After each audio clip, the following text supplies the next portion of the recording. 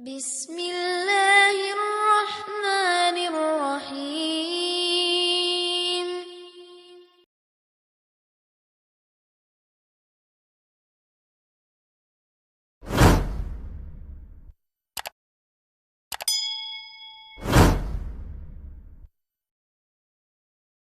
Assalamualaikum warahmatullahi wabarakatuh. Innal hamdalillah nahmaduhu wa nasta'inuhu wa nastaghfiruh wa na'udzu billahi min syururi anfusina wa sayyiati a'malina may yahdihillahu fala mudhillalah wa may yudlil fala hadiyalah. Asyhadu an la ilaha illallah wahdahu la syarikalah. Asyhadu anna nabiyyana Muhammadan abduhu wa rasuluh la rasula wa la nabiyya ba'dah. Allahumma salli wa sallim wa barik alaihi wa ala alihi wa sahbihi wa man tabi'ah amma ba'd. Alhamdulillah pagi hari ini tanggal 10 Syawal 1442 Hijrah kita masih terus dianugerahi oleh Allah kenikmatan umur, utamanya nikmat untuk terus digerakkan hati, dimudahkan untuk mengakrabi dan mempelajari ayat-ayat Al-Quran.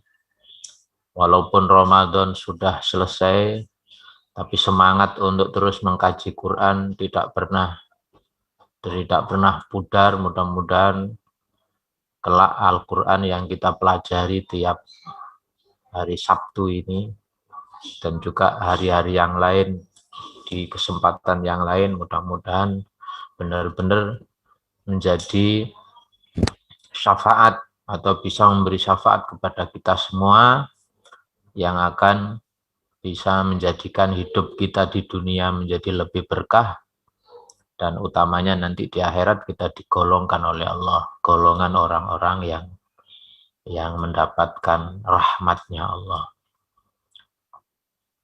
Langsung saja kita akan melanjutkan surat Al-Furqan, di mana pada pagi hari ini kita akan mulai pada ayat ke-60.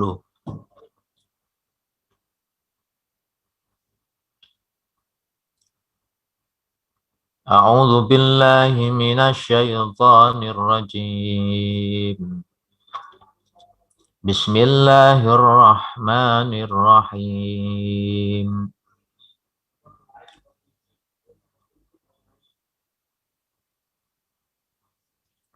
Tabarakalladzi ja'ala fis samaa'i burujan wa ja'ala fiha sirajan wa qamaran munira. Bukan ayat 60 tapi 61 insyaallah. Saya ulang. Tabarakalladzi ja'ala fis samaa'i burujan wa ja'ala fiha sirajan wa qamaran munira. Wa huwa alladzi ja'ala al-laila wan nahara khilfatan liman arada an yadhakkara aw arada syukura.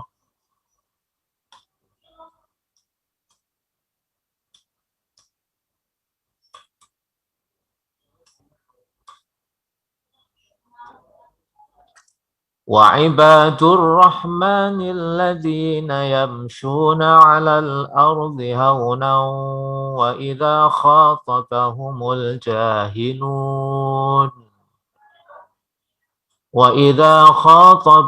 الجاهلون قالوا سلاما والذين يبيتون لربهم سجدا وقياما والذين يقولون ربنا اصرف عنا عذاب جهنم إن عذابها كان غراما Innaha sa'at mustaqarran wa muqama. Sadaqallahul azim. Tabarakalladzi ja'ala fis sama'i buruja. Maha suci. Tabaraka ay subhana. Alladzi ja'ala fis sama'i. Yaitu Allah yang telah menjadikan fis sama'i di langit burujan. Gugusan-gugusan bintang. Wa ja'ala dan menjadikan fiha di dalamnya. Sirajan. Siraj itu makna aslinya lampu. Sama dengan misbah. Itu maknanya lampu. Yang dimaksud di sini adalah matahari. Sirajan yaitu matahari atau lampu yang terang. Wa qamaran dan rembulan. Munira yang mencahayai atau yang memberi cahaya. Wa qamaran dan rembulan muniron yang memberi cahaya. Jadi makna asli sirajan itu lampu. Lalu kenapa di sini dimaknai matahari? Karena satu rangkai dengan qamaron. Otomatis karena di sini Allah menyebut rembulan, berarti yang dimaksud lampu di sini adalah matahari. Sirajan matahari, wa qamaran dan rembulan, muniran yang memberi cahaya. Wa qamaran dan rembulan muniran yang memberi cahaya.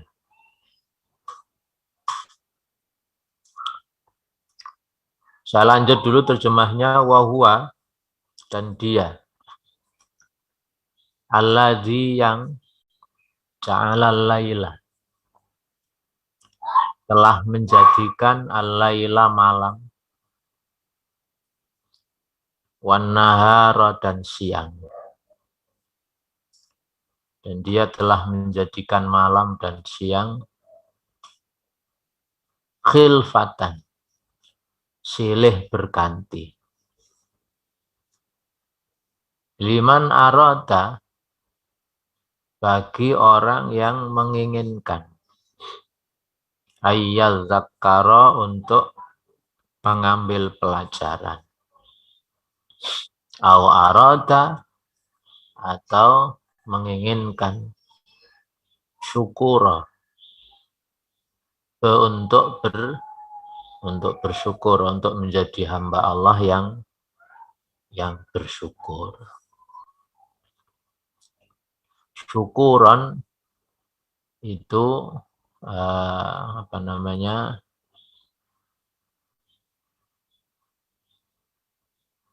diambil dari kata syakara yashkuru. Jadi ambil kata syakara yashkuru, bersyukur. Syukuran ini bentuk perbuatannya. Wa ibadur rahmani, dan hamba-hamba ar-Rahman, dan hamba-hambanya ar-Rahman, hamba-hambanya Allah yang maha pengasih. Alladzina, yaitu orang-orang yang yamsyuna, mereka berjalan. Alal ardi, di atas bumi, haunan, dengan rendah hati. Haunan dengan rendah hati. Makna asli haunan itu hina, yaitu merasa diri hina. Kalau makna rendah hati itu tawadhu'an, makna yang dimaknai rendah hati. Tapi kalau haunan itu makna aslinya adalah dari kata hina, merasa diri hina. Lah orang yang merasa dirinya hina, orang lain mulia, yang maha segalanya Allah, itulah orang yang disebut rendah hati. Wa idza khatabahum, dan jika khataba, menyapa mereka, menyapa atau mengkata-katai mereka, al-jahiluna, orang-orang jahil, orang-orang yang tidak berakhlak. Jahil dimaksud di sini itu orang yang tidak punya akhlak. Bodoh yang dimaksud di sini adalah orang yang tidak berakhlak. Kalau orang-orang yang tidak berakhlak itu menyapa, kalau mereka mengucapkan, mereka mengatakan salama, yaitu kata-kata yang mendamaikan, kata-kata yang menyelamatkan. Salam itu makna aslinya selamat, tapi juga bisa diartikan damai. Seperti Brunei itu dijuluki Darussalam, itu berarti negeri damai. Negeri yang penuh dengan keselamatan, damai. Islam itu damai.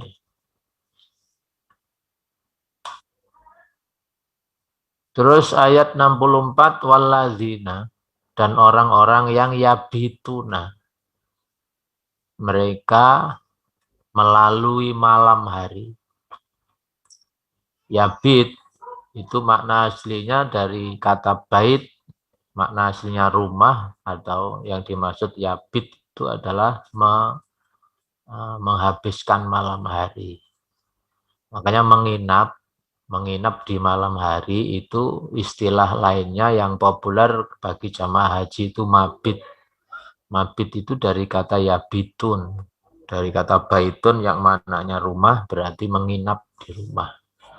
Maka yang dimaksud di ayat ini yabitun itu menghabiskan malam di rumah, li rabbihim, untuk Tuhan mereka, sujadan, bersujud, wa qiyaman, dan berdiri. Maksudnya adalah sholat malam. Itu orang-orang yang mengisi waktu malamnya, mabitnya itu untuk sujud dan berdiri. Walladzina, dan orang-orang yang yaquluna, mereka berdoa, mereka berkata dalam arti berdoa. Rabbana, wahai Tuhan kami, isrif anna, palingkanlah kami. Isrif anna, palingkanlah kami. Azab jahannama, dari siksa neraka jahanam. Inna azabah, sesungguhnya azabnya, kana ghoroma, adalah sangat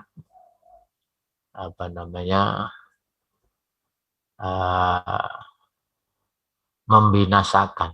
Ghoroma, ghorom itu artinya kebinasaan yang kekal, kebangkrutan. Orang yang terlilit hutang, orang yang bangkrut terlilit hutang itu disebut gharim, maka binasa maknanya. Bahwa sesungguhnya azab neraka jahanam adalah salah satu bentuk kebinasaan. Bukan hanya itu, inna, sesungguhnya jahanam, sesungguhnya ia yang dimaksud adalah jahanam, saat mustaqarran, adalah seburuk-buruk tempat, mustaqarran itu menetap, wa muqaman, dan bermukim atau tempat kediaman. bahwa sesungguhnya neraka jahanam itu seburuk-buruk tempat untuk menetap dan juga seburuk-buruk tempat untuk dijadikan tempat berdiam.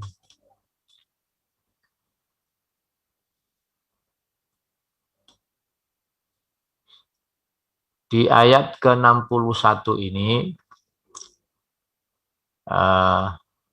dan juga ayat sebelumnya, Allah memperkenalkan diri lewat ayat ini dengan sifatnya yang Ar-Rahman. Bahwa salah satu Asmaul Husna, nama-nama indah Allah yang paling populer adalah Ar-Rahman dan Ar-Rahim. Allah memperkenalkan di ayat 60 dengan sifatnya Ar-Rahman untuk menegaskan bahwa Allah itu memang benar-benar Maha Pengasih, Maha Pemurah. Allah itu dalam segala hal itu ya selalu yang nampak adalah kasih dan sayangnya Allah. Bahkan meskipun kita sebagai hamba itu merasa bahwa sedang diuji kesulitan sekalipun, bahwa apapun yang Allah timpakan kepada hamba, baik senang maupun susah, baik sulit maupun mudah, semua sebenarnya kalau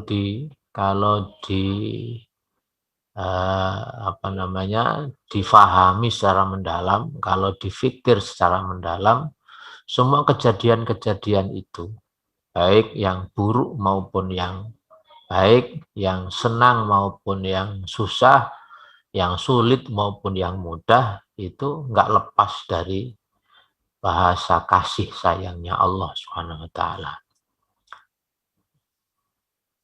Sebab Allah itu dengan hambanya, hubungannya itu hubungan kasih dan sayang. Itulah sebabnya dari sekian Asmaul Husna yang selalu dijadikan sandaran untuk memulai, untuk melakukan aktivitas apapun, itu yang dipilih adalah Ar-Rahman dan Ar-Rahim. Karena yang perlu kita pahami bahwa hubungan Allah dengan hambanya itu hubungan kasih dan sayang. Bahkan hubungan kasih sayang Allah terhadap hambanya itu jauh melebihi hubungan kasih sayang orang tua kepada anak-anaknya. Jadi kalau kita mendapati orang tua rela berkorban apa saja demi kesenangan dan kebahagiaan anak-anaknya, itu Allah jauh lebih dari itu. Bahkan kalau kita dapati kalau orang tua itu begitu pemaafnya kepada anak-anaknya, di mana sering kali disakiti, sering kali dikecewakan, sering kali dibohongi sekalipun, tetap saja orang tua itu nggak pernah bosan-bosannya untuk melimpahkan atau mencurahkan kasih sayangnya kepada anak-anaknya. Kalau orang tua kepada anak-anaknya saja seperti itu, maka kita bisa bayangkan bagaimana hubungan kasih sayang Allah kepada hambanya itu. Maka pasti jauh lebih sempurna. Makanya orang yang kenal Allah, orang yang ma'rifatullah, orang yang benar-benar mengenali sifat Allah itu, dalam hidupnya nggak akan pernah mengeluh. Kenapa? Karena yang ia tahu semua adalah bentuk dan kasih sayangnya Allah kepada hambanya. Bahkan seorang ibu ini juga diberi oleh Allah salah satu sifatnya di dalam dirinya, itu diberi rahim namanya. Wah, di dalam dirinya ada rahim, di mana rahim itu mengambil dari asma Allah Ar-Rahim. Kenapa itu disematkan kepada seorang ibu? karena seorang ibu itu sifatnya mirip sekali dengan sifat Allah yang sangat penyayang itu. Maka dengan sebutan Ar-Rahman ini untuk menggiring kita, untuk supaya kita tergiring hati dan pikiran kita, menyikapi persoalan apapun itu, singkapilah dengan pandangan kasih dan sayangnya Allah. Bahkan kalau seandainya ada seorang hamba sedang diuji oleh Allah berbagai macam kesulitan, itu tidak ada lain, semua adalah atas dasar kasih dan sayangnya Allah Subhanahu wa taala. Seperti halnya, kembali lagi, seperti hanya orang tua yang kemudian rela melepaskan anaknya misalkan untuk berpisah dengan dirinya, dipondokkan misalkan, di mana dia harus jauh dari orang tuanya, dari fasilitas-fasilitas yang serba istimewa di rumah itu.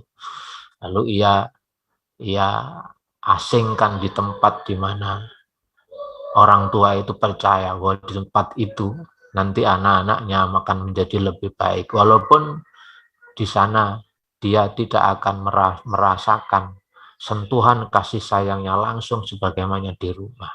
Tapi semua itu dilakukan bukan karena orang tua itu benci kepada anak-anaknya, tapi semua karena pertimbangannya adalah karena kasih dan sayangnya orang tua kepada anaknya. Sebab orang tua sadar bahwa nanti suatu saat anaknya harus bisa menjadi orang yang mandiri, dan untuk itu butuh bekal.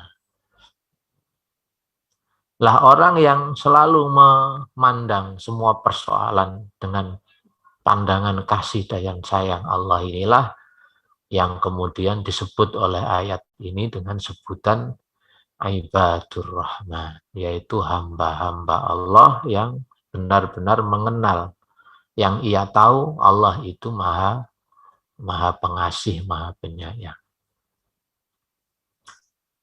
Nah, setelah Allah mengenalkan sifatnya Ar-Rahman, nah, lalu salah satu bentuk kasih sayangnya Allah itu adalah Allah jadikan ja'ala fis sama'i burujan, Allah jadikan di langit itu gugusan-gugusan bintang.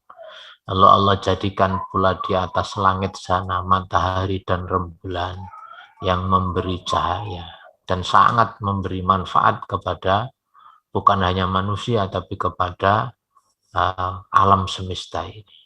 Seluruh makhluk Allah di muka bumi ini, baik di daratan maupun di lautan, ini sangat membutuhkan sekali dengan juga cahaya matahari dan juga rembulan.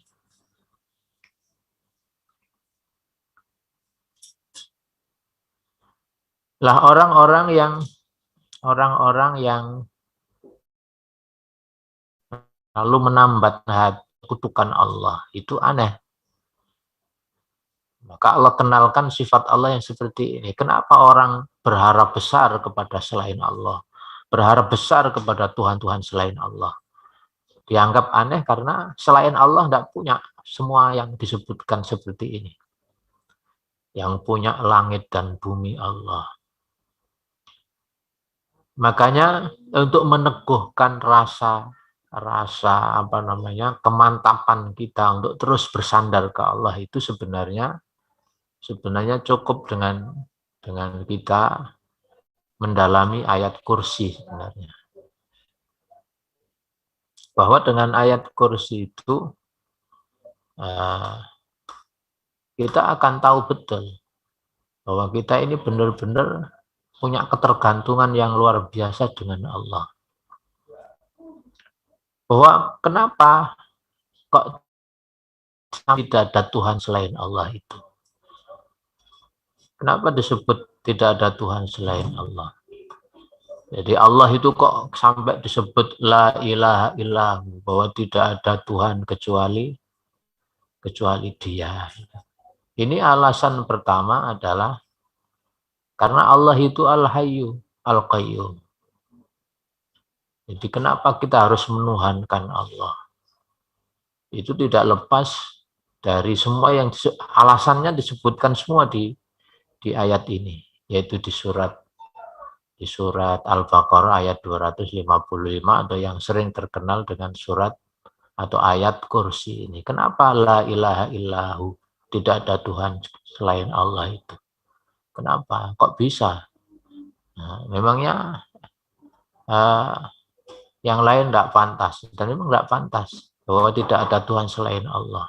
Kenapa? Karena Allah itu satu, Al-Hayyu Al-Qayyum. Allah itu maha hidup dan terus-menerus mengurus. Al-Qayyum itu terus-menerus mengurus. Dari kata Al-Qiyam, maknanya berdiri. Terus-menerus mengurus urusan hambanya. Bahkan kita nggak pernah mikir bagaimana semut itu mendapatkan makanan. Tapi itu semua diurus oleh Allah. Tidak ada satu semut pun yang kelaparan. Itu Al-Qayyum. Makanya betul, la ilaha illahu, bahwa tidak ada Tuhan selain Allah. Lalu yang kedua, la ta'khudhu sinatun wala naum, bahwa Allah itu tidak pernah ngantuk, juga nggak pernah tidur. Maka inilah alasan utama kenapa kita harus menyandarkan semua persoalan itu kepada Allah. Karena Allah nggak pernah ngantuk, Allah nggak pernah tidur. Bahkan ketika kita dalam kondisi terpuruk sekalipun, dizolimi misalkan, lalu hari ini kita dalam keadaan sulit, susah, kita harus ingat, Allah nggak ngantuk, Allah nggak tidur, Allah lihat. Selama kita itu mau terus-menerus mendekat kepada Allah, selama hati kita terus bersandar kepada Allah, selama kita menjaga aturan-aturan Allah, Allah nggak akan pernah nggak ngereken bahasanya itu. Allah selalu memperhatikan nasib hambanya. Allah tahu penderitaan yang kita alami. Allah tahu kesulitan yang kita alami. Allah tahu semua persoalan-persoalan yang kita alami. Karena Allah nggak pernah ngantuk, Allah nggak pernah tidur. Ini hebat. Satpam saja itu nggak bisa itu. Terus kenapa kita harus bersandar ke Allah? Karena Allah itu pemilik langit dan bumi. Lahu ma fis samawati wa ma fil ard. Milik Allah lah apa saja yang di langit dan apa saja yang ada di bumi ini. Allah itu pemilik. Lahu ma fis samawati wa ma fil ard. Allah itu pemilik langit dan bumi. Sing duwe langit bumi ini Allah. Enggak sembarangan. Orang punya tanah sekian ribu hektar saja, misalkan orang punya di Gresik misalkan sak manyar itu, misalkan itu tanah miliknya semua, itu saja orang sudah dianggap hebat. Sak Gresik misalnya dituku dewe sama orang itu. Sak Sidoarjo misalkan itu menjadi miliknya satu orang, itu saja orang sudah menganggap bahwa oh ini bukan orang sembarangan. Ini yang kita tuhankan, yang kita sandari, yang kita mohonkan, yang kita terus minta apapun itu tidak cukup dengan itu. Pemilik apa saja yang ada di langit dan di bumi ini semua miliknya Allah. Nah, kita ini kan cuma nunut saja, karena semua langit dan bumi ini miliknya Allah. Dan juga man dzalladzi yashfa'u indahu illa bi'idnih, bahwa tidak ada seorang pun yang sanggup memberi manfaat, memberi syafaat kecuali dengan izin Allah. Tidak ada, baik di dunia maupun di akhirat. Kalau ada orang yang baik dengan kita, itu semua yang gerakkan Allah. Tidak tiba-tiba. Kenapa kita ada orang yang selalu berbaik sangka kepada kita misalkan, sehingga percaya sepenuhnya kepada kita misalkan, itu yang gerakkan Allah. Karena tidak ada seorang pun yang bisa membantu, menolong, baik di dunia lebih-lebih nanti di akhirat, illa bi'idnih, kecuali dengan izin Allah. Lalu kenapa kita harus bersandar ke Allah? Karena ya'lamu ma baina aydihim wa khalfahum. Allah itu tahu apa yang ada di depanmu dan apa yang di belakangmu. Allah itu ngerti urusanmu. Sepelik apapun itu Allah ngerti. Yang di depanmu, yang di belakangmu, masa lalumu, masa depanmu, apa yang kamu butuhkan yang terbaik itu Allah tahu. Cuma menungsoi saja yang sering kemeruh. Sehingga ketika berdoa, lalu salah satu keinginannya oleh Allah belum dikabulkan misalkan. Lalu ia menjadi putus asa, kemudian menuduh Allah itu tidak sayang, Allah tidak kasih kepadanya. Padahal Allah tahu, kalau itu dikabulkan apa yang diminta itu, dia akan celaka. Karena akan celaka itulah lalu Allah tidak memberi. Karena Allah tahu apa yang diminta itu bahaya. Dan itu manusia nggak ngerti. Terus wala yuhituna bi syai'im min ilmi illa bima syaa. Lalu tidak ada seorang pun yang mengetahui apa-apa di muka bumi ini kecuali dengan apa yang dikehendaki oleh Allah juga. Orang jadi tahu, orang jadi pinter itu juga yang apa? memberi kemampuan untuk pinter itu juga Allah. Buktinya tidak sedikit orang-orang yang dulunya pinter, dulunya cerdas.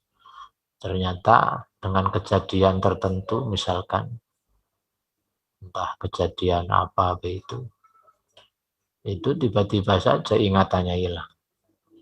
Kalau sudah begitu, pinternya juga ikut hilang. Padahal dulunya orang yang sangat pintar misalkan. Kalau Allah berkehendak, pintarnya langsung bisa hilang. Siapa yang tidak kenal Muhammad Ali sang petinju legendaris itu? Siapa yang tidak kenal Maradona, pemain sepak bola dari Argentina yang skill individunya sangat luar biasa itu. Tapi ternyata di masa tuanya seperti Muhammad Ali itu Allah hadirkan penyakit Parkinson. Menggerakkan tubuhnya saja sarafnya tidak bisa. Maka disitulah kekuasaan Allah itu benar-benar nampak. Ternyata orang yang dulu dibanggakan kekuatannya sekarang menjadi hamba Allah yang tidak berdaya apa-apa. Tidak ada seorang pun yang mengetahui apapun kecuali dengan izin Allah. Maka dari situlah bersandar ke Allah itu menjadi sebuah keharusan. Di samping itu, kekuasaan Allah, kalau tadi pemilik langit bumi juga Allah, Allah juga tidak sembarangan. Wasi'a kursiyuhu samawati wal ardh. Bahwa dialah kekuasaan Allah itu seluas langit dan bumi. Allah bukan hanya punya kekuasaan seperti presiden yang terbatas satu negara, tapi Allah itu kekuasaannya, kursinya DPR saja itu kekuasaannya hanya bidang-bidang tertentu. Di negeri kita ini ada apa namanya, DPR itu ada komisi 3, ada komisi ini, ada komisi itu membidangi sendiri-sendiri. Allah beda, Allah wasi'a kursiyyus samawati wal ardh. Dan yang juga harus difahami wala ya'udu hifdzuhuma. Dan Allah ngurus semua yang ada di langit dan bumi ini, termasuk ngurus nasib kita itu. Tidak merasa berat. Karena dia wahuwal aliyul azim, karena dia adalah zat yang maha tinggi, zat yang maha agung. Inilah yang dikenalkan oleh Allah melalui sifatnya Allah yang Ar-Rahman itu. Salah satu bentuknya Allah menjadikan Allah menjadikan semuanya ini, Allah menjadikan malam dan siang, Allah menjadikan di atas langit itu ada matahari, ada rembulan dan lain sebagainya. Juga wa huwallazi ja'ala al-laila wan nahar, dan dialah yang telah menjadikan malam dan siang silih berganti. Dan itu liman arada ayyadzakkar au arada syukur. Dengan silih bergantinya malam dan siang itu Ini hanya bisa difahami oleh orang yang terus-menerus bersyukur pada Allah Subhanahu wa taala. Maka ayat ini ingatkan di tafsir ini disebut aiha ula il kafiruna yatrukuna ibadatallah. Jadi seakan-akan ayat ini mengingatkan kepada orang-orang yang masih tidak percaya kepada Allah itu tinggalkan semua sesembahan-sesembahan selain Allah itu. Kenapa? Karena selain Allah itu tidak bisa mendatangkan manfaat, juga tidak bisa menolak kemudaratan. Sampai hari ini saja orang berhubungan ngurus virus corona saja orang dibikin nggak berdaya seluruh dunia itu.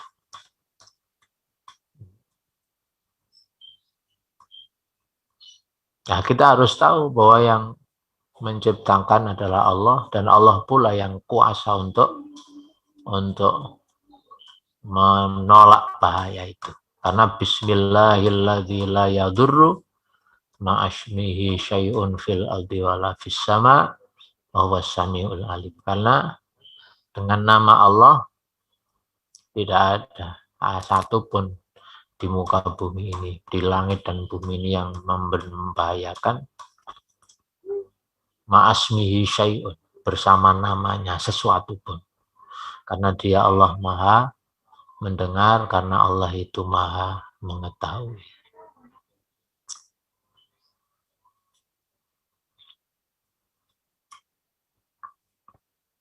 Jadi dengan mengenali Allah yang punya sifat seperti ini, maka tidak patut orang itu masih menggantungkan harapan, masih menyembah selain Allah Subhanahu wa taala. Pergantian siang dan malam. Ini sepertinya kejadian yang biasa. Ada pagi, ada siang, ada sore, ada malam. Seperti kejadian biasa. Tapi kalau kita mau renungkan, itu bukan kejadian biasa, itu luar biasa. Coba kita bayangkan, seandainya Allah hanya menciptakan malam saja, dan ini berlaku untuk seluruh dunia, bukan di bumi-bumi tertentu saja. Seperti di kutub utara selatan itu memungkinkan memang ada siang beberapa bulan itu terus, ada malam hari terus dan sebagainya. Tapi ini berlaku untuk semua misalkan. Coba kita bisa bayangkan kalau seandainya bumi ini malam terus misalkan. Apa yang terjadi? Pasti kebinasaan. Makanya Allah berfirman di surat Al-Qasas ayat 71, Qul ara'aitum, katakanlah, terangkanlah kepadaku, in ja'alallahu alaikumul lail. Jika Allah menjadikan untukmu malam itu terus sampai hari kiamat, sarmadan ila yaumil kiamah, sampai hari kiamat.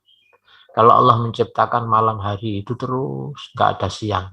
Seluruh di belahan bumi ini, baik kutub utara, kutub selatan, di belahan bumi timur, belahan bumi barat, belahan bumi selatan, belahan bumi utara.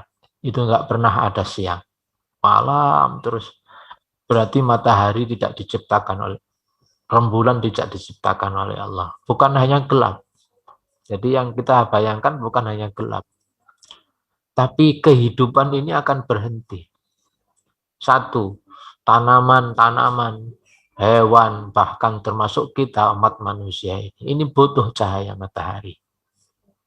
Kalau tanaman itu tidak ada cahaya matahari sama sekali, dan itu terjadi bukan harian, bulanan, tahunan, bahkan terus, maka nggak ada yang bisa tumbuh secara normal.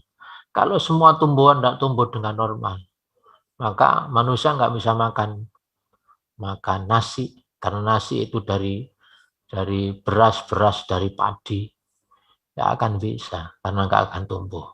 Begitu pula makhluk-makhluk Allah yang lain. Maka terjadilah kehancuran di muka bumi ini. Kalau Allah menciptakan malam terus. Bukan hanya gelap. Itu pun ya gelap pasti. Dan otomatis penggunaan listrik jauh lebih banyak dibanding siang hari.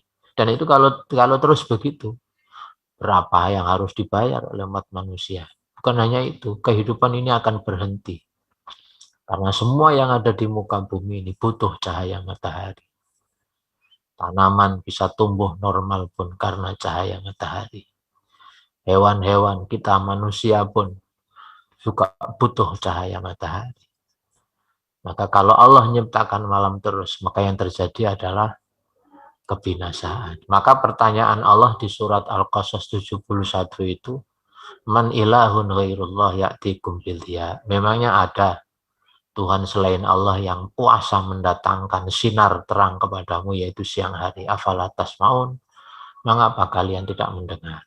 Sebaliknya sekarang, qul ara'aitum in ja'alallahu 'alaikumun nahara sarmadan ila yaumil qiyamah man ilahun ghairullah ya'tikum bilailin taskununa fi. Coba perhatikan, menurut pendapatmu bagaimana jika Allah menjadikan siang itu terus, nggak ada malam, siang terus, di mana-mana terlihat cahaya matahari begitu terang benderangnya, baik di bumi sebelah barat, timur, utara, selatan, terus nggak pernah ini, selalu ada cahaya matahari. Maka yang terjadi adalah juga kebinasaan. Panas itu kalau tidak ada imbangan dingin, maka panasnya itu akan terus-menerus panas. Dan kalau terus-menerus panas, berarti bumi ini bisa suatu saat menjadi terbakar. Ketika beberapa hari, beberapa bulan, beberapa tahun tidak pernah ada malam. Seluruh belahan bumi siang terus. Misalkan begitu. Maka Allah bertanya di ayat ini. Kalau begitu man ilahun ghairullah ya'tikum bilailin. Lalu kalau begitu, adakah Tuhan selain Allah yang mampu mendatangkan malam, di mana malam itu juga di antara fungsinya taskunu nafi. Kalian dapat beristirahat dengan tenang di dalamnya. Malam dengan gelapnya itu mudah sekali orang beristirahat karena dibantu dengan situasi luar yang gelap. Maka orang pun nyaman untuk bisa beristirahat. Sehingga aktivitas seharian itu bisa pulih kembali menjadi fit itu setelah orang istirahat. Coba kalau nggak ada ini, maka yang terjadi adalah kebinasaan. Itulah sebabnya Allah itu Maha Pengasih. Allah itu Ar-Rahman. Karena Allah limpahkan semua kasih dan sayangnya ini lewat ciptaannya ini. Bahkan pergantian malam dan siang pun juga bagian dari bentuk kasih sayangnya Allah SWT. Cuman kita tidak nyadar saja. Kenapa matahari muncul biasa-biasa di benak pikiran kita? Karena itu sudah terjadi tiap hari. Coba kalau itu berhenti, tiba-tiba 1 tahun nggak pernah muncul matahari misalnya, itu baru nanti orang akan sadar betul bahwa ternyata kemunculan matahari yang nggak pernah telat itu, yang selalu disiplin waktunya itu benar-benar tanda kekuasaan Allah Subhanahu wa Ta'ala. Maka kembali lewat ayat ini kita diingatkan supaya kita itu selalu ingat kebesaran Allah. Makanya Allah jadikan malam siang itu liman arada ayyadzakar. Hanya untuk orang yang mau berzikir, mengambil pelajaran, mengingat kebesaran Allah, lalu au arada syukur. Orang-orang yang terus-menerus bersyukur. Makanya kalau kita tiap hari matahari telah terbit dengan normal, bersyukurlah. Berarti dunia ini masih normal, kehidupan ini masih normal, dan lain sebagainya.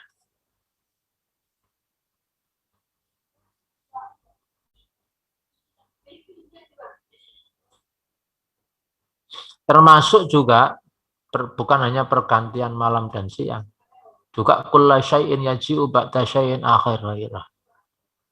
Bahwa pergantian ini juga berlaku bukan hanya siang dan malam, termasuk juga tumbuh-tumbuhan, tanaman, masuk makhluk-makhluk Allah yang lain. Saya bisa bayangkan, coba jenengan bisa bayangkan, coba kalau buah-buahan yang berbuah itu, lalu yang sebagian itu tidak kemakan orang. Coba kalau itu nggak bisa busuk misalkan, nggak bisa busuk, itu kira-kira cara memusnahkannya gimana? Sekarang sepele saja. Coba kalau buah-buahan itu, setiap kali tanaman itu berbuah, nggak bisa busuk. Itu terus gimana caranya memusnahkan itu? Manusia itu punya rasa bosan. Makanya kadang-kadang ketika tidak terpakai itu kemudian busuk. Busuk itu ternyata itu nanti buah yang busuk itu nanti menyatu dengan tanah lagi, lalu tanahnya menjadi subur dan kemudian bermanfaat untuk buah-buahan lagi, untuk tanaman itu lagi. Kuasanya Allah. Mata rantai, ekosistem, mata rantai yang Allah ciptakan di alam semesta ini sungguh benar-benar luar biasa. Jadi kalau bicara malam dan siang bukan hanya bicara malam dan siang, ini mata rantai semua kehidupan ini. Jadi semua ada ada kesinambungannya. Dan itu semua adalah bentuk bukti Allah itu benar-benar Maha Pengasih dan Penyayang. Kalau tanaman misalkan, nah nanti ketika daun itu bermula muncul itu agak kekuning-kuningan, tunasnya, lalu nanti menjadi hijau. Lalu setelah itu lama-lama setelah hijau itu nanti menguning lagi, lalu menjadi coklat, kemudian kering jatuh. Begitu pula buahnya yang semula bunga kemudian berubah menjadi buah yang kecil, lalu kemudian tumbuh menjadi buah yang besar, matang, dimakan orang, dimakan binatang. Lalu yang enggak kemakan, sisanya itu busuk dan kemudian menyatu lagi dengan tanah. Siapa yang ngatur itu? Maka orang yang sadar bahwa semua itu benar-benar sangat teratur rapi oleh Allah itu. Maka itulah orang-orang yang menyadari betapa Allah itu memang benar-benar Maha Pengasih dan Penyayang itu. Makanya orang-orang yang pandai bersyukur dan orang yang sadar akan kehadiran Allah itu oleh Allah di ayat 63 disebut wa ibadur rahman. Oleh Allah disifati dengan sifat ibadur rahman. Bahwa mereka adalah hamba-hamba Allah yang pengasih. Allah menyebutnya ibadur rahman. Yaitu Allah hamba-hamba Allah yang sadar betul akan kasih dan sayangnya Allah itu. Orang yang menyadari betul akan kasih sayangnya Allah, oleh Allah disebut ibadur rahman. Nah, ibadur rahman ini punya ciri. Siapa yang disebut dengan ibadur rahman? Hambanya Allah yang pengasih itu. Satu, alladzina yamshuna 'alal ardi hauna. Bahwa orang-orang yang disebut oleh Allah ibadur rahman itu orang yang memiliki, yaitu orang-orang yang mereka ketika berjalan di muka bumi ini rendah hati, tidak sombong, nggak mekitik, nggak mekedel, nggak merasa paling sendiri. Jadi alladzina yamshuna 'alal ardi hauna, yaitu orang-orang yang berjalan di muka bumi ini dengan sifat rendah hati. Jadi pertama alladzina yamshuna 'alal ardi hauna. Itu orang-orang yang berjalan di muka bumi ini dengan rendah hati. Orang yang enggak sombong, orang yang selalu memuliakan orang lain, orang yang selalu menghormati, orang yang selalu memberi manfaat kepada orang lain, tidak pernah merasa dirinya paling penting, paling hebat, tapi selalu rendah hati. Merasa bahwa dirinya hanyalah bagian kecil dari yang lain. Selalu memandang dirinya itu dengan pandangan bahwa dirinya rendah, bukan minder, ini rendah dalam arti dalam urusan pikirannya, jadi sikapnya. Rendah hati dengan minder beda. Kalau minder itu orang yang kurang percaya diri. Tapi rendah hati itu orang yang percaya dirinya kuat karena memang punya Allah, tapi sifatnya tidak sombong. Enggak selalu merasa paling hebat, paling benar sendiri, dan lain sebagainya. Ini sifat pertama orang yang disebut ibadur rahman itu. Itu hambanya Allah yang maha pengasih. Lalu sifat yang kedua. Nah, di sini ada penjelasan hauna itu apa? Yaitu bimakna al-layyin wa rifqi. Layyin itu lemah lembut. Lalu arifku itu bersahabat. Berarti lemah lembut. Selalu apa ya? Apa ya istilah lainnya itu apa? Rifku itu ya apa namanya? Apian. Orang Jawa nyebutnya itu apian. Orangnya lemah lembut. Terus selalu bersahabat. Semua di matanya itu orang lain, di dalam pandangannya orang yang ibadur rahman itu adalah saudara. Baik saudara yang terikat dengan keimanan yaitu sesama muslim mukmin, atau persaudaraan yang terikat garis keturunan manusia Adam yaitu persaudaraan sesama umat manusia. Jadi sifatnya itu lemah lembut, lalu bersahabat. Arifku itu artinya bersahabat. Bimakna layyini wa rifqi, yaitu punya makna lemah lembut dan selalu bersahabat. Jadi perasaan di dalam hatinya, orang lain itu saudara, orang lain itu sahabat, bukan musuh. Ya kecuali orang-orang yang memang dengan sengaja menzalimi seperti yang terjadi pada saudara-saudara kita sekarang di Palestina misalkan. Itu pengecualian. Tapi terhadap orang-orang yang sesama manusia yang tidak pernah berlaku zalim, tidak pernah melecehkan, tidak pernah ini, semua mereka adalah saudara.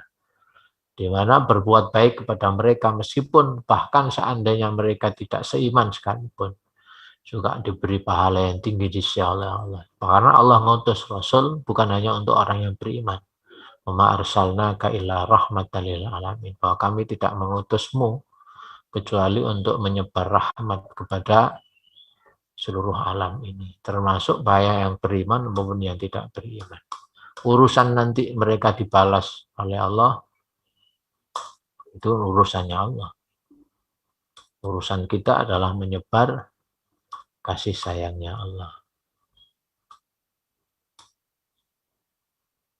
Wa ma arsalnaka illa rahmatan lil alamin. Bahwa kami tidak mengutus kamu melainkan menjadi rahmat bagi seluruh alam semesta ini. Dan orang-orang yang disebut ibadur rahman ini menyadari itu, sehingga akhirnya punya sikap rendah hati tadi itu, lemah lembut, bersahabat.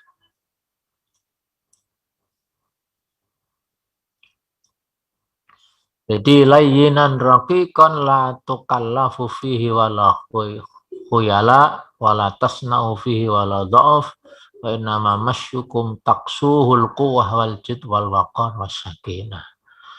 Jadi lemah lembut, tenang, tidak gampang termancing amarah, dan tidak lemah, tidak cengeng, itu namanya rendah hati, tidak cengeng. Jadi disebut haunan itu artinya secara hatinya itu mulia. Jadi kepada semua orang memuliakan. Terus ciri yang kedua, ciri yang kedua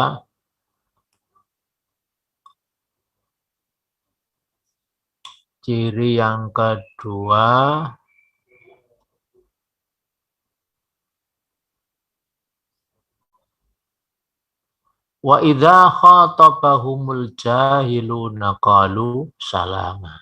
Ciri keduanya adalah dan jika mengomentari mereka, menilai mereka, mengkata-katai mereka, orang-orang yang bodoh itu, maka sikap mereka adalah qalu salama. Ucapan mereka, perkataan mereka, tindakan mereka itu selalu mendamaikan, selalu menyelamatkan. Sehingga kalau ada orang yang berkata kotor misalkan kepada orang yang disebut ibadur rahman ini, tetap jawabannya adalah kata-kata yang baik, meskipun mungkin diumpat sekalipun, direndahkan sekalipun, tetap sikap yang ditampakkan adalah membalas dengan kebaikan. Sama seperti sifatnya tanah itu. Tanah itu mau dilempari kotoran misalkan, tidak direspon dengan respon yang jelek. Kotoran itu kemudian diolah oleh tanah itu menjadi pupuk, sehingga tanaman yang ada di atasnya bukan mati tapi malah tambah subur. Jadi selalu membalas, selalu menyelamatkan, selalu mendatangkan rasa damai kepada semuanya. Itu yang disebut ibadur rahman itu. Sifat yang kedua adalah wa idza khatabahumul jahiluna qalu salam. Jadi kalau orang-orang bodoh di sini berarti orang yang tidak berakhlak, yang tutur katanya pun kotor, tutur katanya jelek, macam-macam, nggak menunjukkan tutur kata orang yang mulia, orang yang berakhlak. Menghadapi orang seperti itu pun dia tidak marah, tapi tetap diperlakukan dengan baik. Dan ini bukan hanya teori, tapi ini oleh Nabi sudah dipraktekkan. Bagaimana Nabi disakiti, dizalimi oleh orang-orang yang membenci beliau itu. Tapi tidak pernah Nabi itu keluar kata-kata yang kemudian merendahkan mereka, tidak. Tapi malah didoakan. Seperti orang-orang Taif yang pernah melempari batu Nabi itu. Allahumma hdi qaumi fa innahum la ya'lamun. Ya Allah, bukalah hati mereka, beri petunjuk mereka, karena mereka adalah kaummu yang belum mengerti. Nah, inilah sifat keduanya, yaitu orang yang selalu keluar dari lisannya kata-kata atau tutur kata yang menyelamatkan. Berarti omongannya mesti baik, doanya juga mesti yang baik-baik. Itu sifat yang kedua. Berarti kalau orang itu lesannya itu ya nggak mencerminkan akhlak yang mulia, tangger jeplak istilahnya nek wong Sidoarjo itu tangan jeplak. Jadi ngomongnya orang mencerminkan akhlaknya yang mulia. Maka itu bisa menjadi barometer berapa ukuran iman seseorang itu. Karena Nabi bersabda, "Man kana yu'minu billahi wal yawmil akhir falyakul khairan aw liyasmut." Karena Nabi bersabda, siapa yang mengaku beriman kepada Allah dan hari akhir, maka hendaklah ia berkata yang baik. Kalau tidak bisa ngomong api, diam.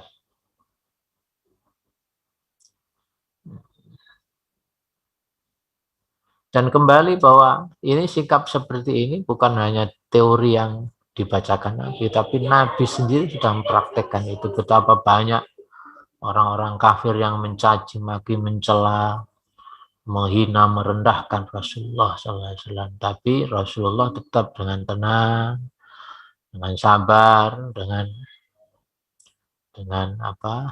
dan akhlaknya yang mulia itu tetap diberlakukan dengan baik. Maka akhirnya tidak sedikit orang-orang yang semula memusuhi Nabi itu. Justru akhirnya terbuka hatinya karena akhlak beliau yang begitu mulia itu. Yang enggak ketemu orang siapapun tidak pernah merendahkan. Walaupun dulunya itu pernah bergelimang salah dosa, enggak pernah diungkit-ungkit. Tapi terus dimotivasi untuk kembali ke jalan yang benar. Dan kemudian dijanjikan bahwa kalau berubah menjadi amal yang benar itu, otomatis dosa-dosa masa lalunya hilang semua.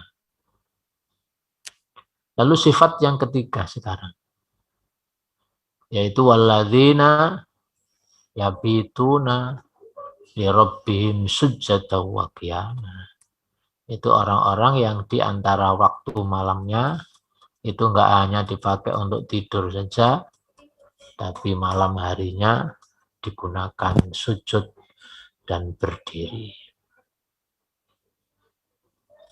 Yang menarik di ayat ini, itu kata sujudnya itu didahulukan. Padahal orang sholat itu enggak sujud dulu, tapi berdiri dulu. Tapi di ayat ini Allah nyebutnya itu dibalik, sujudnya yang didulukan. Sujadan baru wa qiyamah. Ini mengisyarahkan bahwa sujud itu adalah posisi di mana manusia itu benar-benar derajatnya sama di hadapan Allah Subhanahu wa taala. Yang membedakan hanyalah derajat ketakwaannya. Sujud itu kalau jenengan perhatikan, kalau kita perhatikan bahwa orang sujud itu mulai dari kening, hidung, telapak tangan 2, kemudian lutut 2, kemudian ujung kaki kanan kiri itu semua sejajar. Jadi kaki yang selalu di bawah itu dalam keadaan sujud itu derajatnya, pangkatnya itu sama dengan derajatnya kening, dengan derajatnya hidung, dengan derajatnya tangan. Ternyata kalau sudah menghadap Allah, manusia itu mau kaya, mau miskin, mau status sosialnya apa, itu semua di hadapan Allah sama.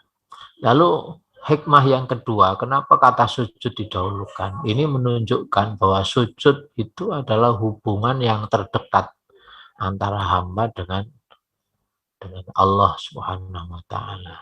Bahwa hubungan terdekat antara hamba dan Allah itu ya saat sujud itu.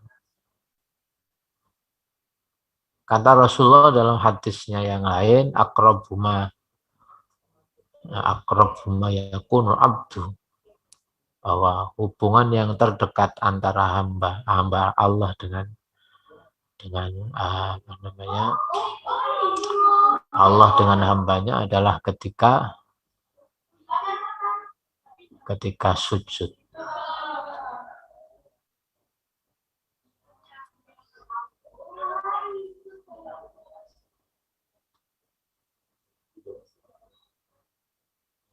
Jadi kata Rasulullah, hubungan terdekat akrab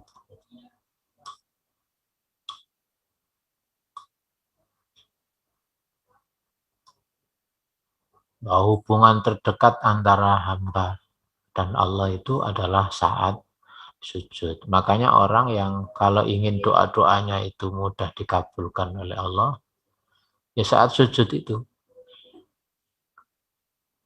Cuman kalau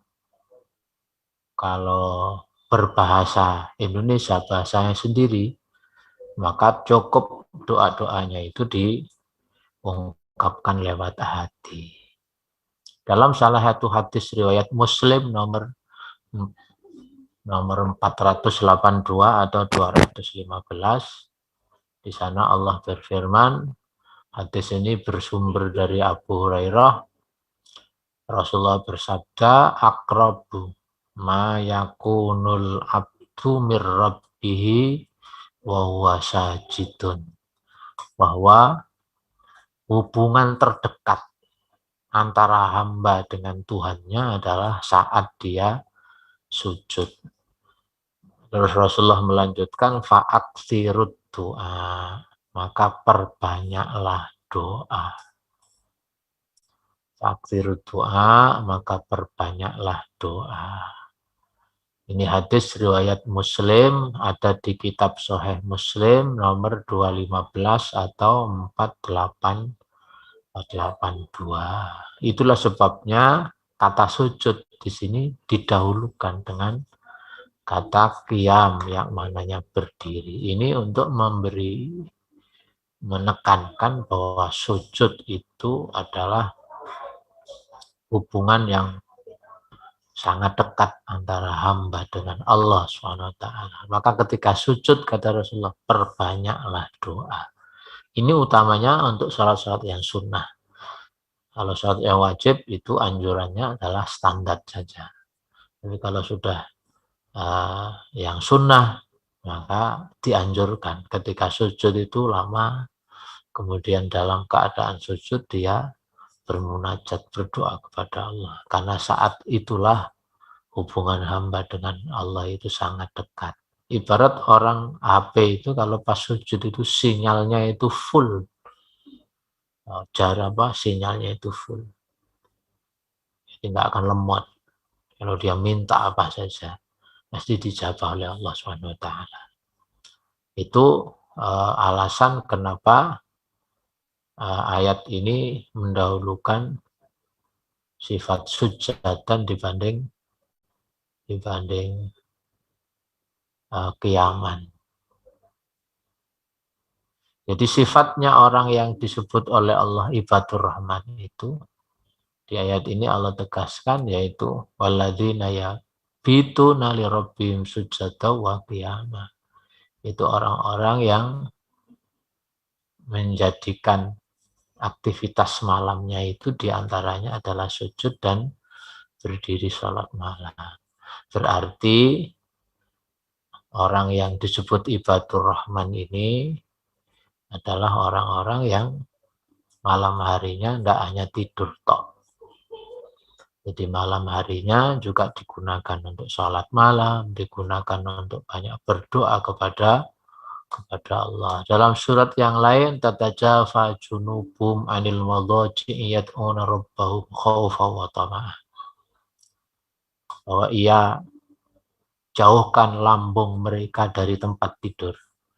Jadi bangun. Lalu yad'una rabbahum khawfa wa tama'ah. Lalu mereka pun berdoa kepada Tuhan mereka dengan harap-harap cemas. Ini Al-Qasas 55.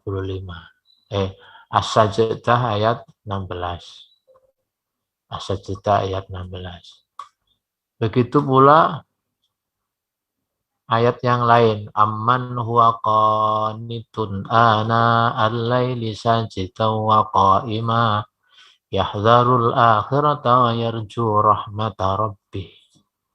Apakah dia yang berdiri di tengah malam dengan keadaan sujud dan berdiri itu, yahdharul akhirata wa yarjuna rahmata rabbah,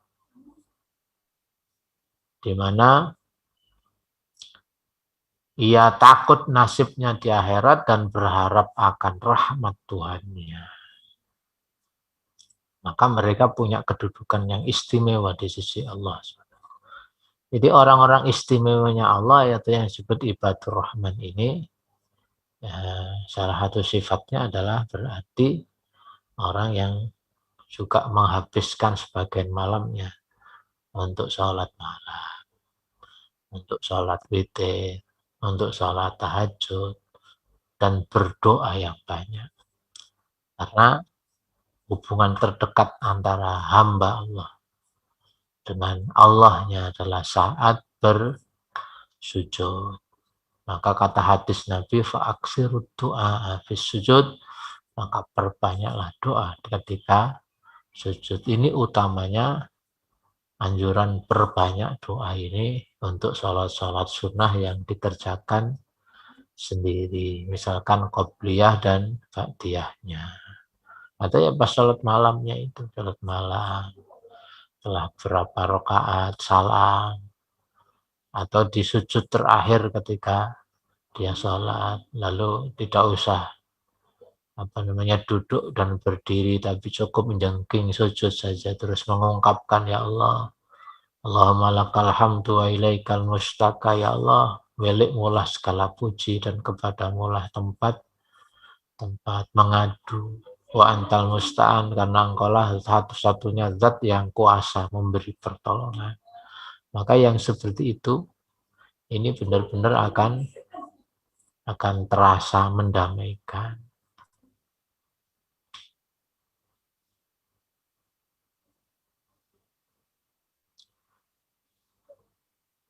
Ini sifat yang ketiga, sifat yang keempat itu orang yang selalu mohon perlindungan kepada Allah. Isrif anna adzab jahannam. Jadi orang yang selalu berlindung ke Allah dari siksa neraka jahanam. Tapi isyaratnya begini, orang yang minta perlindungan dari azab neraka jahanam berarti orang ini juga minta perlindungan ke Allah agar dimudahkan beramal soleh dan juga dimudahkan menjauhi kemaksiatan-kemaksiatan. Karena yang menggerakkan orang menuju ke tempat yang tak baik, lalu meninggalkan tempat-tempat yang baik, itu ya sebenarnya Allah juga. Lalu Allah kemudian menyarankan kepada hambanya ini juga untuk mengingatkan. Jadi mereka orang yang disebut ibadur rahman itu bukan hanya rendah hati. Satu, dia rendah hati. Kemudian kalau diomongi oleh orang yang nggak berakhlak dengan omongan-omongan yang nggak baik itu, ia tetap membalasnya dengan kebaikan.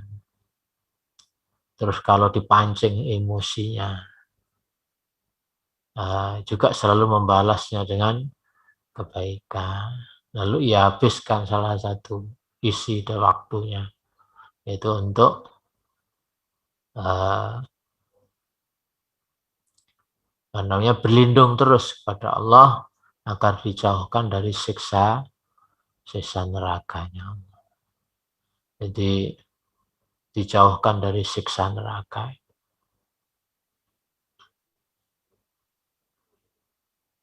Ini beberapa sifat yang disebut oleh Allah ibadur rahman, yaitu hamba Allah yang maha pengasih. Jadi akhirnya mirip sifatnya Allah.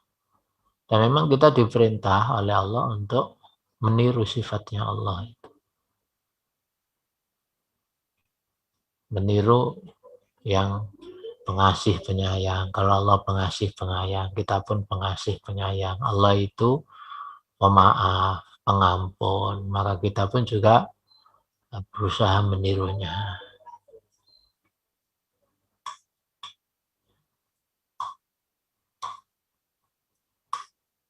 Lalu sifat berikutnya yang ini berarti baru 3 ya. 1, alladzina yamshuna, itu orang yang berjalan di muka bumi dengan rendah hati. Yang kedua, idza khatabahumul jahiluna qalu salama, jika omongi dengan omongan yang jelek oleh orang-orang yang bodoh, orang-orang yang enggak di jalan Allah itu dengan perkataan jelek, maka ia kembalikan, ia jawab, ia respon dengan tutur kata yang menyejukkan, tutur kata yang menyelamatkan. Lalu ciri yang ketiganya adalah walladzina yabituna lirabbihim sujadaw wa qiyamah, yaitu orang-orang yang memanfaatkan malam harinya tidak hanya untuk tidur, tapi untuk sujud dan berdiri, bermunajat, mendekatkan diri kepada Allah Subhanahu wa ta'ala. Baru yang keempat sifatnya adalah orang yang selalu memohon kepada Allah perlindungan agar dijauhkan dari azab neraka jahanam. Artinya orang yang takut atau orang yang khawatir dikelompokkan orang yang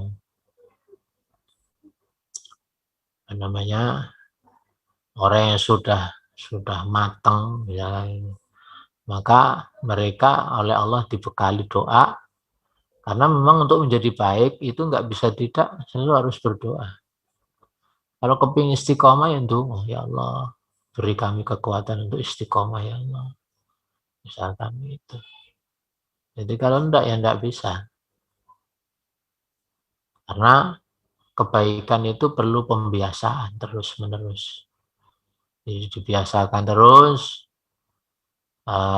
kemudian akhirnya menjadi akhlak, menjadi perilakunya.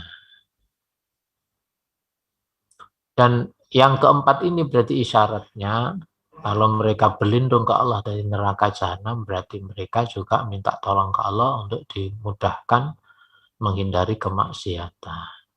Karena untuk bisa terhindar dari itu adalah orang yang otomatis meninggalkan dosa-dosa besar, atau orang yang bertobat dari dosa yang pernah dilakukan. Ini untuk sementara pertemuan pada pagi hari ini, yaitu ayat 61 sampai ayat 66. Insya Allah nanti kita akan lanjut ayat 67 pada pertemuan yang akan datang. Mas, saya beri kesempatan, barangkali ada yang perlu ditanyakan, kami beri kesempatan. Monggo saya kembalikan lagi ke Ustadz Aaf. Barangkali ada jamaah yang mau bertanya, monggo kami persilahkan. Ini ada pertanyaan di fitur chat. Apakah ada doa khusus yang dibaca ketika sujud terakhir sebelum salam? Kalau doanya, ya doa sujud itu ya, banyak versi, diantaranya subhana rabbiyal a'la itu, atau subhanakallahumma rabbana bihamdika allahumma ghafirli. Selain itu, kalau berbahasa Arab bisa doa apa saja. Bisa Rabbana ufir lana wa li ikhwanina alladzina sabaquna bil iman wa la taj'al fi qulubina ghillal ladzina amanu rabbana innaka ra'ufur rahim. Atau kalau doakan anak-anaknya, ya Rabbi ja'alni muqimas shalah min dzurriyyati rabbana wa taqabbal du'a. Rabbana hab lana min azwajina wa dzurriyyatina qurrata a'yun waj'alna lil muttaqina imama. Yang penting doanya berbahasa Arab, baik dari Quran maupun dari hadis Nabi. Kalau bahasa Indonesia, bahasa Jawa tidak boleh. Kalau bahasa Indonesia dan bahasa Jawa itu harus dibatin, jadi nggak boleh diungkapkan. Karena masuk kategori nambahi ibadah. Terus yang kedua, untuk kalau iktikaf pakai niat, apakah sudah termasuk catatan kita iktikaf saat bulan Ramadan? Kadang lupa, tidak niat. Begini, melafalkan niat itu hanya untuk menguatkan saja. Tapi tetap harus ada kerentek. Jadi harus ada qasdul qalbi istilahnya, ada kerentek hati bahwa masuk masjid itu juga disengaja iktikaf. Kalau enggak, enggak ada nilai iktikafnya, karena innamal a'malu binniyat. Jadi amal itu tergantung niatnya. Misalkan ke masjid itu untuk sholat jamaah subuh misalkan, lalu enggak sama sekali enggak terbersit di dalam hatinya untuk sengaja niat iktikaf, ya dia dapat pahala sholat jamaah subuh, dapat pahala sholat sunnah tahiyat masjid, dapat pahala sholat sunnah fajar, dapat pahala mengikuti kajian, tapi dia tidak mendapatkan pahala iktikaf karena tidak diniati, tidak ada kesengajaan hati untuk diniati. Maka kalau lupa ya berarti belum rezekinya. Ya harus ada niatan. Jadi harus diniati. Harus diniati, atau niatnya dirampel. Pokoknya saya kalau masuk masjid tak niati untuk iktikaf. Pokoknya setiap kali masuk masjid diniati untuk iktikaf. Maka itu bisa bisa mewakili. Tapi tetap utamanya setiap melangkahkan kaki menuju masjid itu ada kesengajaan hati untuk beriktikaf. Maka itu yang mempengaruhi nilainya. Makanya orang berbuat baik itu, meskipun perbuatan baiknya yang dilakukan itu sama, tapi bisa jadi nilainya tidak sama. Karena niatnya bisa niatnya nggak sama. Jadi perbuatan baik itu walaupun sepertinya melakukan hal yang sama, tapi bisa jadi nilainya di sisi Allah tidak sama. Yang membedakan adalah niat. Saya kira itu. A'udzubillahi minasyaitonirrajim. Bismillahirrahmanirrahim. Allahumma sholli wa sallim wa barik ala nabiyina Muhammad. Nah, di sini ada tambahan lagi pertanyaan. Bolehkah kita berdoa setelah selesai sholat, baik fardu maupun sunnah? Sebagian ada yang bahasa Indonesia.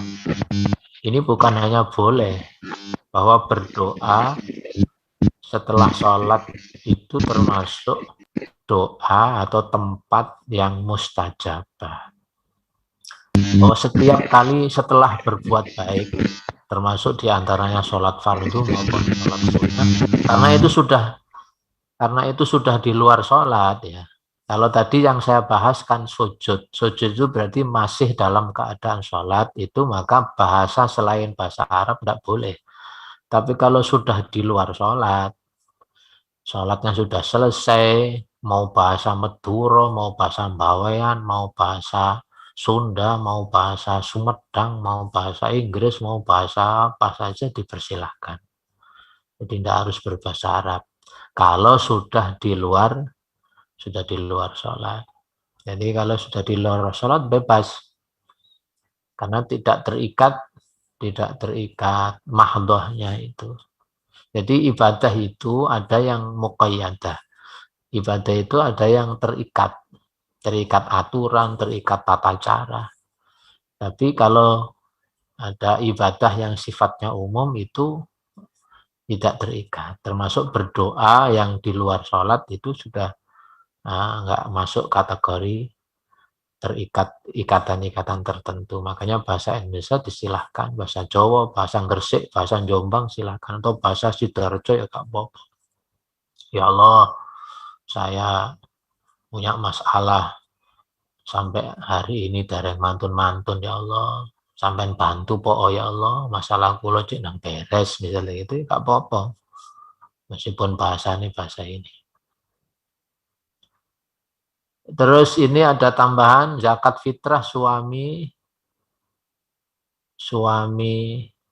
istri sama-sama bekerja. Zakatnya yang membayar suaminya atau sendiri-sendiri. Ini walaupun suami istri itu sama-sama bekerja, itu dalam hukum Islam yang kewajiban memberi nafkah itu suami.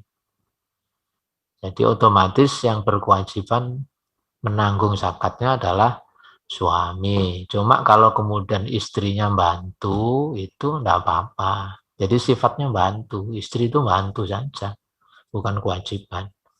Jadi otomatis yang berkewajiban adalah suaminya. Jadi meskipun walaupun mungkin gajinya istri lebih banyak. Walaupun gajinya lebih banyak, istrinya direktur, suaminya general manager kan, agak direktur deh. Misalnya begitu. Maka tetap yang berkewajiban adalah suami. Lalu kemudian istri yang gajinya lebih besar lalu membantu kebutuhan suami, kebutuhan anaknya, itu sedekah, bukan kewajiban. Jadi itu tambahan, bukan kewajiban. Tetap yang wajib adalah suaminya. Demikian. Terima kasih pertanyaan-pertanyaannya. Mudah-mudahan terus kita diberi kekuatan oleh Allah untuk istiqomah beramal soleh. Amin ya rabbal alamin. Kita tutup doa, mudah-mudahan yang di bulan Syawal ini kita terus termotivasi untuk menjadi hamba Allah yang lebih baik. Saya ingatkan bahwa di bulan Syawal ini ada amalan atau puasa yang disunahkan oleh Allah, yaitu puasa Syawal yang hitungan harinya ada 6. Dan kalau bisa jangkep 6 itu bagus, tapi kalau seandainya enggak ya diupayakan semaksimal mungkin sebisanya. Sebab ibadah-ibadah tambahan seperti puasa sunnah, atau kalau sholat juga ada sholat-sholat sunnah termasuk sholat malam seperti yang kita bahas tadi. Juga kalau zakat itu ada sedekah yang sunnah. Semua ibadah yang sunnah itu salah satu manfaatnya adalah untuk menyempurnakan. Kalau ibadah wajib itu nilainya kurang. Jadi kalau ada ibadah wajib itu kan kalau orang kuliah itu ada nilai A, ada A plus, ada A, ada B plus, ada B, ada C, ada D. Nah, kalau masih C itu insya Allah nggak lulus ya. Nah itu untuk menutupi kekurangan ibadah-ibadah yang wajib itu Allah memanfaatkan ibadah-ibadah tambahan atau ibadah-ibadah an-nafilah atau yang sering disebut dengan ibadah-ibadah yang disunnahkan, itu artinya yang dianjurkan, itu penyempurnanya. Jadi kalau sholatnya yang wajib kurang sempurna, maka akan disempurnakan dengan sholat yang sunnah. A'udzubillahi minasyaitonirrajim. Bismillahirrahmanirrahim. Allahumma shalli wa sallim wa barik alhamdulillahi rabbil alamin. Hamdan syakirin, hamdan na'imin, hamdan yafina wa yukafi mazida ya rabbana lakal hamd. Kama yanbaghi li jalali wajhikal karim wa 'azimi sultanik. Allahumma rabbana ighfir lana wa liwalidina wa li masyayikhina wa li jami'il muslimina wal muslimat birahmatika ya arhamar rahimin. Allahumma rabbana taqabbal minna innaka antas sami'ul 'alim, tub 'alaina. Allahumma asina aqibatana fil umuri kulliha wa ajirna min khizyi dunya 'adzabil akhirah. Allahumma inna nas'aluka minal khairi kullihi ajilihi wa ajilihi ma 'alimna minhu wa lam na'lam wa na'udzubika minasy syarri kullihi ajilihi wa ajilihi ma 'alimna. Ya Allah, ampuni dosa kami ya Allah. Ampuni dosa kedua orang tua kami ya Allah. Ampuni dosa guru-guru kami ya Allah. Dan ampuni ya Allah dosa orang-orang yang berjasa berbuat baik kepada kami ya Allah, yang kami belum bisa membalasnya dengan kebaikan ya Allah. Rahmati mereka, berkahi segala urusannya ya Allah. Dan ya Allah, kami mohon kepadamu ya Allah, semua kebaikan, baik yang kami ketahui maupun yang kami tidak ketahui, baik yang segera maupun yang tidak ya Allah. Dan kami juga berlindung kepadamu ya Allah dari semua keburukan ya Allah, baik keburukan yang segera maupun yang tidak, baik yang kami ketahui maupun yang kami tidak ketahui ya Allah, karena Engkau yang maha tahu segala-galanya ya Allah. Ya Allah, jadikan kami, jadikan keluarga kami, anak keturunan kami, hamba-hambamu yang saleh, istiqomah terus dalam kebaikan ya Allah. Dan ya Allah, beri kami terus kemudahan untuk istiqomah beramal soleh di bulan Syawal ini dan seterusnya ya Allah, sampai akhir hayat kami. Benar-benar suatu saat nanti kami bisa mengakhiri hidup dengan husnul khotimah ya Allah. Rabbana atina fid dunya hasanah wa fil akhirati hasanah wa qina adzabannar. Sallallahu ala nabiyyina Muhammad walhamdulillahi rabbil alamin. Assalamualaikum warahmatullahi wabarakatuh.